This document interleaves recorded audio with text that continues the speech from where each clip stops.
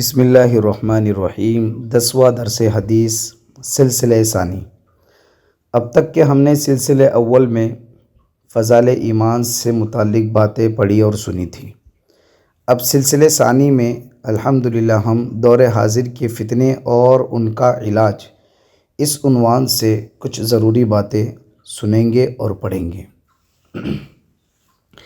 سب سے پہلے تمہید کے ذیل میں آنے والے عناوین۔ مفہوم فتنہ ہے، فتنے کے لغت کے اعتبار سے کیا معنی ہوتے ہیں اور فتنے کا مفہوم قرآن و حدیث میں کیا ہے۔ آقا کریم علیہ الصلاۃ والتسلیم نے پیشین گوئی فرمائی تھی کہ امت میں فتنے پیدا ہوں گے۔ فتنہ دراصل آزمائش کو کہتے ہیں۔ آج ہم دیکھتے ہیں مسلم اور غیر مسلم ممالک میں ہر طرف عملی اور علمی فتنے پھیلے ہوئے ہیں اور ہر فرد بشر ان سے متاثر ہو رہا ہے۔ عملی فتنوں میں زنا ہے، شراب ہے، سود خوری ہے، رشوت ستانی ہے، اسی طریقے سے بے حیائی ہے، عریانی ہے، رقص و سرور ہے، ظلم و استبداد، کذب، افتراء، بد عہدی، بد معاملگی وغیرہ، یہ سب ساری چیزیں شامل ہیں۔ جبکہ علمی فتنوں میں باطنیت، رافضیت، الحاد اور لادینیت اور استشراق وغیرہ قابل ذکر ہے۔ یہ فتنے انتہائی خطرناک ہے، لیکن امت کی عظیم اکثریت ان میں گرفتار ہیں۔ جو عملاً ان سے محفوظ ہے، ان پر بھی ان کے اثرات ضرور پڑتے ہیں۔ ان پر ان فتنوں کے حالات آتے رہتے ہیں۔ لہٰذا ایسے وقت میں ایمان والے کے لیے کیا لاحق عمل ہونا چاہیے، انشاءاللہ ہم آئندہ تحریروں میں پڑھیں گے اور سنیں گے۔ السعی منا والاتمام من اللہ عز وجل۔ مفہوم فتنہ۔ فتنہ کہتے ہیں، یہ دیکھنے کے اعتبار سے تو ایک چھوٹا سا لفظ ہے، مگر اپنے اثرات اور مفہوم کے اعتبار سے بہت گہرا ہے۔ فتنہ گھر بار اور اہل و عیال میں بھی ہو سکتا ہے، ملک اور روئے زمین پر بھی ہو سکتا ہے۔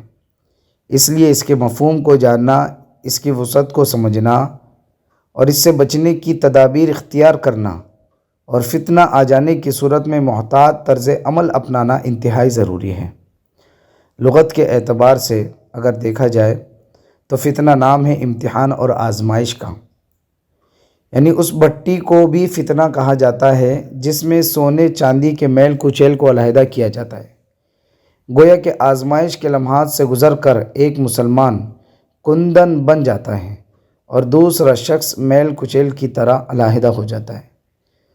اس کے علاوہ مصیبت، مشکل، سزا، سختی، گناہ، فسق و فجور اور کفر بھی فتنے کے مفہوم میں داخل ہیں۔ فتنے کا مفہوم قرآن و حدیث میں۔ قرآن مجید میں فتنے کا مفہوم کئی معنی میں استعمال ہوا ہے، کہیں آزمائش کے معنی میں، کہیں سزا کے معنی میں، کہیں کفر کے معنی میں، کہیں فساد کے معنی میں۔ گویا کہ لفظ فتنے کا استعمال اور اس کے معنی کو پہچاننا بھی بہت بڑا امتحان ہے۔ حدیث پاک میں بیان کردہ فتنے کا مفہوم زیادہ تر باہمی فساد، خانہ جنگی اور باہمی کشمکش کی ایسی صورتحال پر بولا گیا ہے جب کچھ واضح نہ ہونے پائے اور اخلاقیات کی سطح اس قدر گر جائے کہ معاملات سدھرنے کے بجائے اور الجھ جائے، تو اس کے لیے اس لفظ کا استعمال کیا جاتا ہے۔ فتنہ یہ کینسر کی طرح آہستہ آہستہ امت مسلمہ کے جسد میں سرایت کر رہا ہے۔ یہ ایک دم سے نہیں اٹھ جاتا۔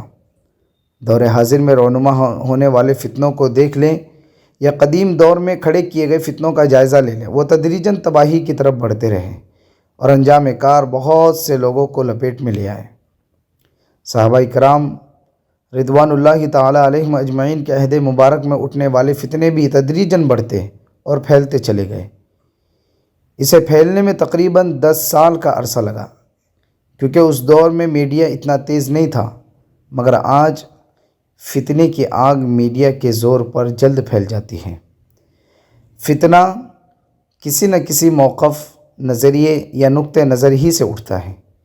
مثلاً فلاں کافر ہے، فلاں واجب القتل ہے، فلاں زیادہ حقدار ہے، یا فلاں غاصب تھا، فرمان الہی ہے، فَأَمَّا الَّذِينَ فِي قُلُوبِهِمْ زَيْغٌ فَيَتَّبِعُونَ مَا تَشَابَهَ مِنْهُ ابْتِغَاءَ الْفِتْنَةِ، یعنی وہ لوگ جن کے دلوں میں ٹیڑھا پن ہے وہ فتنہ پردازی کے لیے آیات کریمہ کے پیچھے لگتے ہیں، ان آیات کریمہ کے جو مشابہات کے قبیل کی ہوتی ہیں۔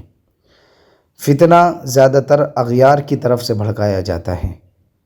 اسلام دشمن اور دین دشمن طاقتیں ہی اس کی پشت پناہی کرتی ہیں، جیسا کہ عہد صحابہ میں اٹھنے والے فتنے کی پشت پناہی ابن سبا نے کی۔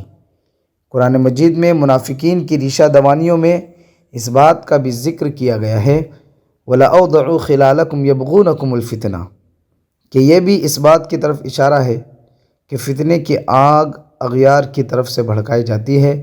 منافق بھی دراصل مسلم معاشرے میں کفار کے ایجنٹ ہوتے ہیں۔ فتنہ جب اٹھ رہا ہوتا ہے تو کم علم، نا سمجھ، عاقبت نا اندیش اور نام کے مسلمان اس کا حصہ بن جاتے ہیں۔ عموماً جذباتی لوگ ہی اس کی بھینٹ چڑھ جاتے ہیں۔ اغیار ایسے ہی لوگوں کو استعمال کرتے ہیں اور کبھی مسلمان خود بھی اس کی لپیٹ میں آ جاتے ہیں۔ جیسا کہ کسی مسلمان کو کافر قرار دینے کا مسئلہ ہے، جسے مسئلہ تکفیر کہا جاتا ہے، کتنے ہی مسلمان تکفیری بن چکے ہیں اور وہ مسلمانوں کے خون کو حلال سمجھنے لگے ہیں۔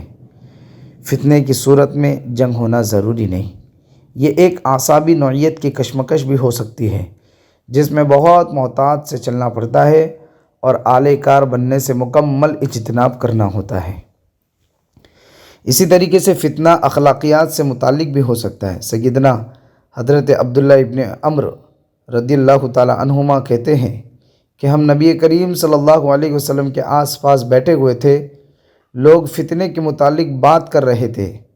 آپ صلی اللہ علیہ وسلم نے فرمایا کہ جب تم لوگوں کو دیکھو کہ ان کے یہاں عہد کی پاسداری نہیں رہی اور امانت کی اہمیت ان کے یہاں نہیں ہے اور وہ ایک دوسرے سے اختلاف کا شکار ہو گئے ہیں اور وہ اس طرح ہو چکے ہیں، اس موقع پر آپ صلی اللہ علیہ وسلم نے اپنی ایک ہاتھ کی انگلیوں کو دوسرے ہاتھ کی انگلیوں میں ڈالا، یعنی الجھی ہوئی صورتحال کی طرف اشارہ کیا، تو ظاہر ہے یہ بھی فتنے ہی کی صورت ہے۔ اللہ پاک ان تمام تر فتنوں سے ہم سب کی حفاظت فرمائے اور ان فتنوں کے دور میں ہم سب کو اللہ تعالیٰ ایک ایسی راہ اختیار کرنے کی توفیق عطا فرمائے جن راہوں کے اوپر صحابہ کرام رضوان اللہ تعالیٰ علیہم اجمعین چلے تھے۔